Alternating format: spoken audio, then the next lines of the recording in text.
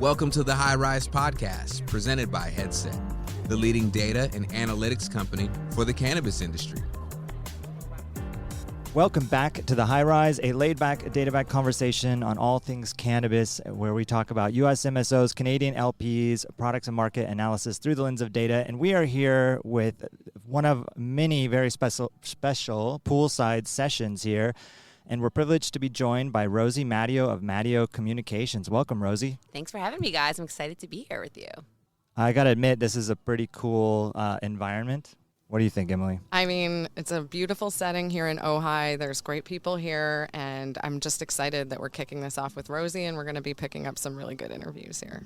And we're doing this poolside. Poolside. Like in our bathing suits. Yeah. It's like, cannabis brought us here. Cannabis brought us here. Hashtag. Yeah, there are worse places in the world to be on a nice day like this. So, Rosie, why don't you start by telling everyone a bit about MATTIO Communications? Yeah, so we are the largest and one of the longest-running communications agency focused on the cannabis space. We've been doing this for close to 8 years.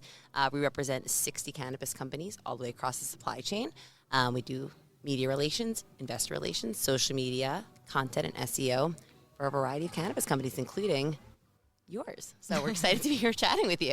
That's right, both Headset and Poseidon, right? Yeah, we got both our clients, yes. MATTIO. And for those who do not know, Headset was our first agency record client. So we have a very long history with Sai and the team. There you go. Yeah, we met right, I think, as we were starting Headset, and we needed help on the PR front, and there really weren't any organizations, it seemed like at the time, that were addressing the industry. Yeah, we were really early. I mean, there were maybe one or two, but we were lucky to meet you. I just moved to Seattle, Washington, and we met on your office boat, right? Things have changed. We met on the office boat. And that was just the beginning of it. And now, we're a pretty large agency, so it's been a wild ride. That's right. Our first office was actually on a dock, and it was a real small space, but just probably our favorite spot. It was so cool. It was so we would cool. sit outside on the water, and that's where we would conduct our meetings, talk about data. Right.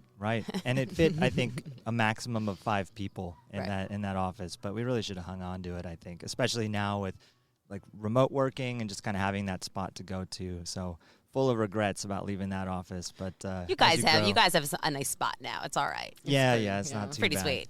And we never put that tiki bar to use sufficiently, I think, though, at that end of the dock. Yeah. That's true. That's true. It was the We early need to bring the days. tiki bar. We got to do that. Yeah, totally. Maybe they have one here. So you're based in New York. We met in Seattle. You moved back to New York or the East Coast there, and I believe MATTIO Communications is based in Manhattan. Is that We're right? headquartered in New York City, down the Meatpacking District, and a very exciting time to be in New York right now. I was just there for the first time in the Meatpacking District at the Standard High Line. That area is really fantastic. Yeah, it's on fire, and there's going to be a lot of cannabis companies down there. We're seeing things pop up and people looking at the space with it coming online. So New York's going to be pretty fun over the next few months, or next few years. I heard I did a panel with Alex from LeafLink, and he mentioned that they're right around the High Line there as well. So maybe there are a lot of cannabis companies kind of converging in that area of New York. Yeah, they are. I mean, listen, financial capital of the world, one of the biggest cannabis markets in the world, although not on the illicit side of things. But yeah, there's a lot happening. A lot of companies are moving there. So yeah, we're excited. I mean, it is the High Line. There. There you go. There she went. Had to. So how is it going in New York, being kind of at the epicenter? Because I know, we're looking at late 2022, early 2023, most likely early 2023. Are companies gearing up? Are you seeing a lot of activity there since it's your neighborhood? Absolutely. I mean, our clients, that are across the country are thinking about this huge market. And even from our vantage point, when we started on the West Coast, right, that was where cannabis was, right? And we're seeing this proliferation on the East Coast. Even as an agency, when I moved back east, people are like, New York? It's coming. It's going to be here. But we're in the biggest media city, the biggest capital market city in the world. So cannabis can be really, really major in our city. So we're excited. And we're seeing people set themselves up. We're hearing the brands starting to think about partnerships on the East Coast. We're seeing brands look for retail locations on the East Coast. So it's all happening. It's moving here. So it's pretty exciting.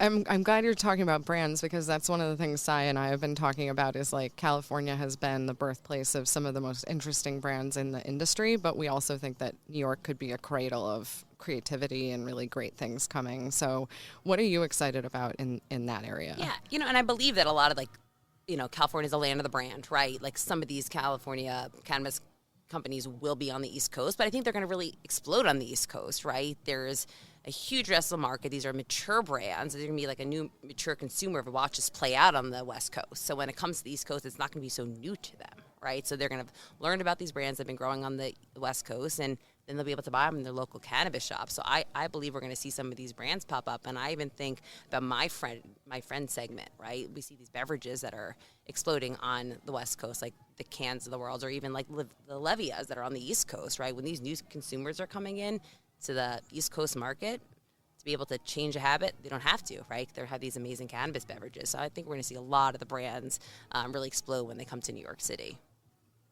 Yeah, I totally agree. It's funny you mentioned cannabis beverages because we're at an event here, and there was a dinner last night, and there were no cannabis beverages to be found, just alcohol. But I think it has There's to no do weed to be found, actually, which was bizarre. I found some, but it was in my bag. We found some. We might have gotten in trouble, but yes. There was also, though, I think Kyle Sherman brought in some can. He brought it to the show. He did. Yeah. He might have. Maybe. But I was surprised that the event didn't have it specifically, but I do believe it has to do with the regs around. Yeah, I think maybe because the hotel itself didn't allow. But if you think about it, like the first night we all came here, and I thought about that yesterday morning. Like we all had a couple alcoholic beverages. Oh yeah, absolutely. I didn't wake up feeling so great on Monday morning, right? Yeah. So the bar was open last night. Like Sure. we're at a cannabis event. I can't wait until when we're at the bar we can order like a cannabis beverage and have that fun time together, and not wake up with our hangovers the next day. So totally. And in New York with the on-premise consumption, right? I feel like beverage is a good category for that because you could sit there and sip a drink, and you're not smoking necessarily, and there's rules around that, like smoking indoors and things like that. So I think it could be a good option, just like an open bar. I mean, also like a cannabis beverage is more of an experience than like an edible. You pop an edible and you're like one and done. Then what do I do? Like we're all used to going after drinks and sitting and sipping and conversing.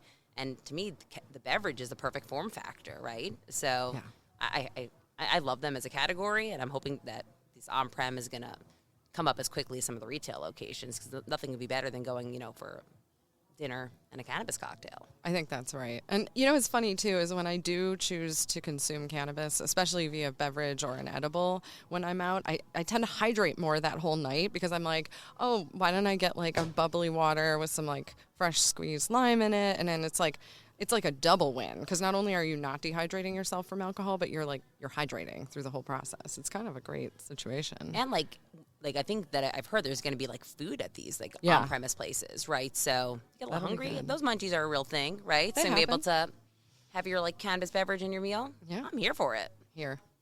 Do you find a lot of your clients, because I know you work with large, MSOs and brands, do you find that a lot of your client base is excited about the category as you are? Yeah, I mean, in the few months you've been working with both Green Thumb Industries and with Air Wellness, we saw, a big partnership, with CAN and GTI, and we helped, announce the acquisition of Levia for Air. Mm-hmm. So, I think they believe beverage is a big category, and it's nice that they're getting these big platforms, right? So, being able to be a multi-state beverage brand, like that's exciting. And I've seen this even with CAN specifically, being able to go from California and then being in Illinois for events, being able to pick up a can is great. And same thing with Select, right? They have that squeeze product, which has been, I think, a game changer, because you can stick it in your purse, you can go out for dinner. They don't even you don't have to carry a can around with you or like a package. You just drop it in your seltzer, and you can sit around and have drinks with your friends, and it be cannabis. So there's just so much innovation that's happening in the beverage space, and I can't wait to see where that really pans out. There's gonna be so much more coming down the pike. Pumped. What about consumer segments? Do you think that beverages are going to bring like a consumer who might not have come into the cannabis category because it's a format that they're used to? I mean, that's how I see it, right? I think about like being a mom, and that's my cohort of friends. Like, most of them are not going to pick up a joint, right? But for us to sit in the backyard like we normally meet for Friday afternoon cocktail hours to complain about our week and our kids.